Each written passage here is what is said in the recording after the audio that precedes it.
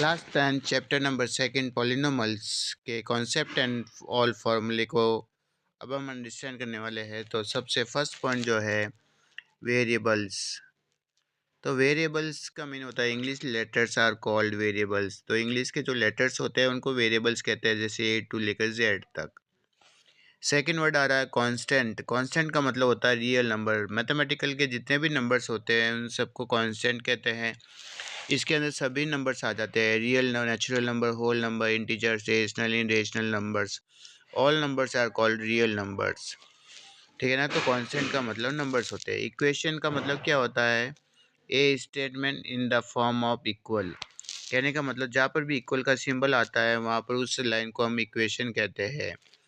अगला जो वर्ड है फोर्थ वाला होल नंबर्स। होल नंबर्स किसको कहते हैं? जो जीरो से लेकर इनफाइनाइट तक होते हैं, इनको होल नंबर्स कहते हैं। पॉलिनोमल्स की डेफिनेशन क्या होती है? पॉलिनोमल्स की definition power on variable in form of whole number.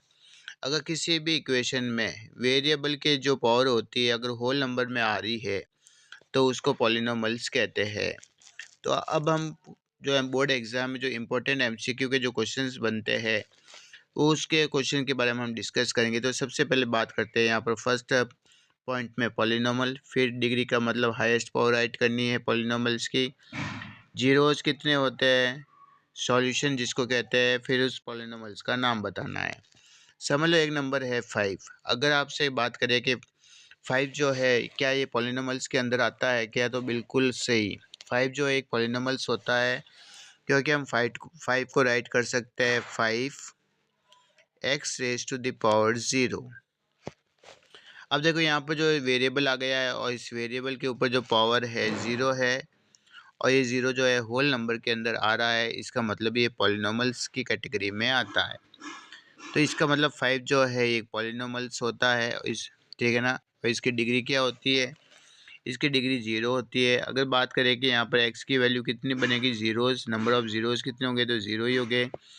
और जो भी नंबर है उसको हम क्या कहते हैं, तो इसको कांस्टेंट पॉलिनोमल्स कहते हैं। सेकंड एग्जांपल है जैसे x+7। अब यहाँ पर डिग्री क्या है? 1 है, क्योंकि हाईएस्ट पावर x के ऊपर 1 है। तो जीरोज़, नंबर ऑफ़ ज़ीरोज़ भी कितने होंगे? 1 होंगे। जितनी डिग्री होती है उतने ही ज़ीरोज़ होते हैं और इस पॉलिनोमल्स का नाम है linear equation polynomials. Third example है x² + 7x + 5। अभी यहाँ पर डिग्री क्या है? तो 2 है। नंबर ऑफ़ ज़ीरोज़ भी कितने होंगे? 2, और इसका नाम क्या है? Quadratic polynomials. लास्ट एग्जांपल है x³ + 6x² + 3x + 8। अब यहाँ पर डिग्री क्या है? तो डिग्री यहाँ पर 3 है। डिग्री का मतलब हाईएस्ट पावर होती है वेरिएबल के ऊपर। नंबर ऑफ़ ज़ीरोज़ मतलब कि x की कितनी वैल्यू बनेगी? तो 3 वैल्यूज़ बनेगी और इस पॉलिनोमल्स का नाम है क्यूबिक पॉलिनोमल्स।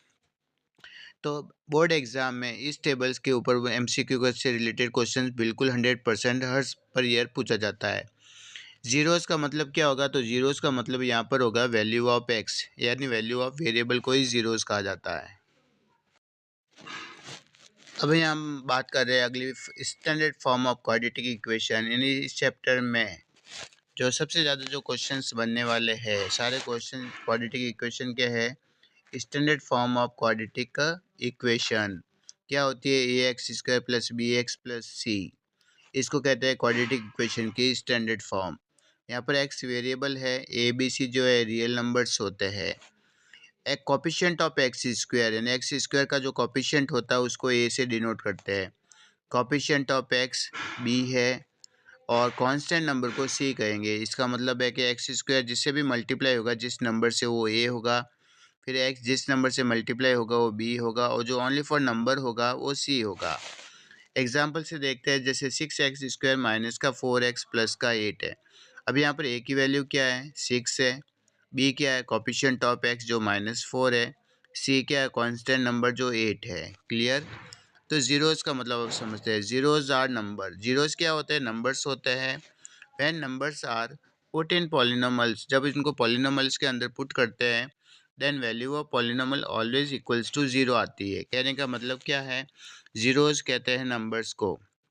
कोई भी नंबर हो सकता है, जब इन नंबर्स को आप पॉलिनोमल्स के अंदर रखते हैं तो पॉलिनोमल का आंसर 0 हो जाता है, तो उसको हम उन नंबर्स को हम जीरोज़ कहते हैं।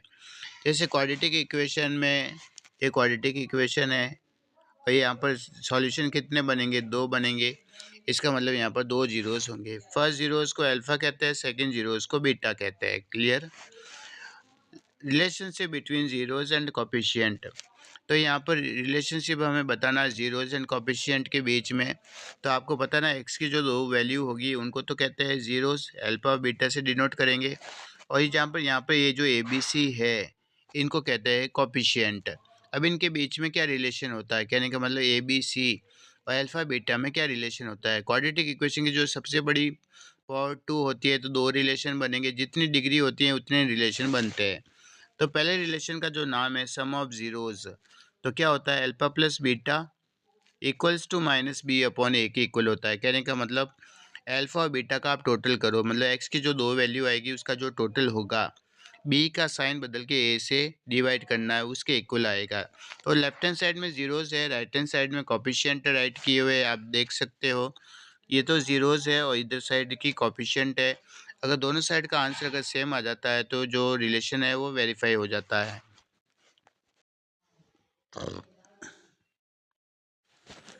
तो सेकेंड रिलेशन में आता है product of zeros. Product of zeros का मतलब होता है alpha dot beta equals to c upon a. कहने का मतलब अल्फ़ा बीटा का जो प्रोडक्ट मल्टीप्लाई होगा वो सी को ए से डिवाइड करने के इक्वल होगा। कहने का मतलब लेफ्ट हैंड साइड में अल्फ़ा डॉट बीटा राइट करना और राइट हैंड साइड में सी अपॉन ए की वैल्यू फाइंड करनी है।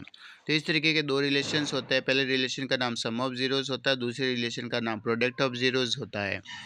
अब लास्ट कॉन्सेप्ट की बात करते हैं जो चैप्टर सेकंड में यूज़ हो रहा है। Find a quadratic polynomial. हमें एक क्वाड्रेटिक पॉलिनॉमियल फाइंड करना है if sum of zeros and product of zeros are given. कहने का मतलब अगर आपको क्वेश्चन में सम ऑफ ज़ीरोज़ दे दे यानी अल्फ़ा प्लस बीटा की वैल्यू दे दे और प्रोडक्ट ऑफ ज़ीरोज़ दे दे यानी अल्फ़ा बीटा दे दे, तब क्वाड्रेटिक इक्वेशन फाइंड करने का फार्मूला क्या होगा, एक्स स्क्वायर माइनस ब्रैकेट में राइट करना है L alpha plus beta x plus alpha dot beta. कहने का मतलब इस फॉर्मूले को हम इस तरीके से भी याद कर सकते हैं, x square minus sum of zeros फिर x plus product of zeros. तो इस फॉर्मूले को हम इस तरीके से भी याद कर सकते हैं, x square minus alpha plus beta x plus alpha dot beta equals to 0। अब यहाँ पर जो अल्फ़ा प्लस बीटा वो क्या है, वो सम ऑफ ज़ीरोज़ है और अल्फ़ा डॉट बीटा क्या है, वो प्रोडक्ट ऑफ ज़ीरोज़ है। यानी इस फॉर्मूले का यूज़ हमें कब करना है, जब हमें क्वेश्चन में सम ऑफ ज़ीरोज़ मतलब अल्फ़ा प्लस बीटा दे रहा है, प्रोडक्ट ऑफ ज़ीरोज़ गिवन होना चाहिए, जब अल्फ़ा डॉट बीटा दिया हुआ होना चाहिए, तब हमें फाइंड करना है क्वाड्रेटिक पॉलिनॉमियल यानी क्वाड्रेटिक इक्वेशन फाइंड करनी है, तब आप इस फॉर्मूले का यूज़ करना है। आई होप आप अगर आपको चैप्टर नंबर सेकंड का कॉन्सेप्ट अगर इजीली तरीके से समझ में आ गया है तो बिल्कुल चैनल को लाइक सब्सक्राइब एंड शेयर करना ना भूलें। Thank you so much for watching.